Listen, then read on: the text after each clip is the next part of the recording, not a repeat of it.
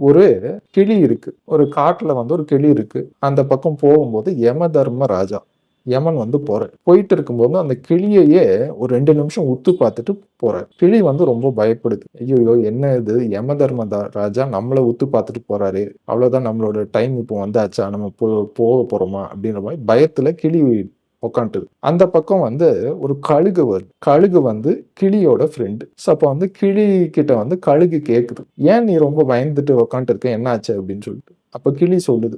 இப்ப யமதர்மராஜா போனாரு. போம்போது என்னையே 2 நிமிஷம் உத்து பார்த்துட்டு போனாரு. ரொம்ப பயமா இருக்கு. என்ன ஏதாவது பண்ணிடுவாரான்னு சொல்லிட்டு பயமா இருக்கு." அப்படின்ற மாரி கிளி சொல்லுது. கழுகு "நீ எதுக்கும் பயப்படாத. நான் உன்ன காப்பாத்துறேன்." அப்படின்னு சொல்லிட்டு என் மேல உட்காருன்னு சொல்லிட்டு, கழுகு நல்ல தூரமா பறந்து போயி 7 கடல் 7 மலைய தாண்டி போயி ஒரு குகை இருக்கு. அந்த குகையில நீ பத்திரமா இருந்துக்கோ அப்படின்னு சொல்லிட்டு, அந்த கிளிய வுட்டுட்டு திரும்பி கழுகு வரும். கழுகு திருப்பி யமதர்ம ராஜா கிட்ட சேரும்.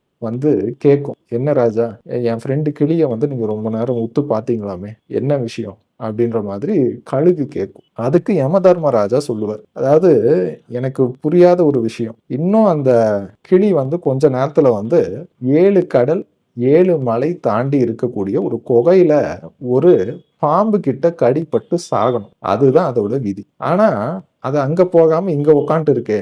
அது எப்படியும் பறந்து போனா கூட இவ்ளோ அதோட ஸ்பீடுக்கு முடியாதே. அப்படின்ற மாரி அதுதான் நான் யோசிச்சேன் அப்படின்னு யமதர்மராஜா சொல்றார். யமதர்மராஜா இத சொல்லும்போதே, அதே கிளி அந்த பாம்பால கடிபட்டு உயிர விடுது. அதுதான் விதி.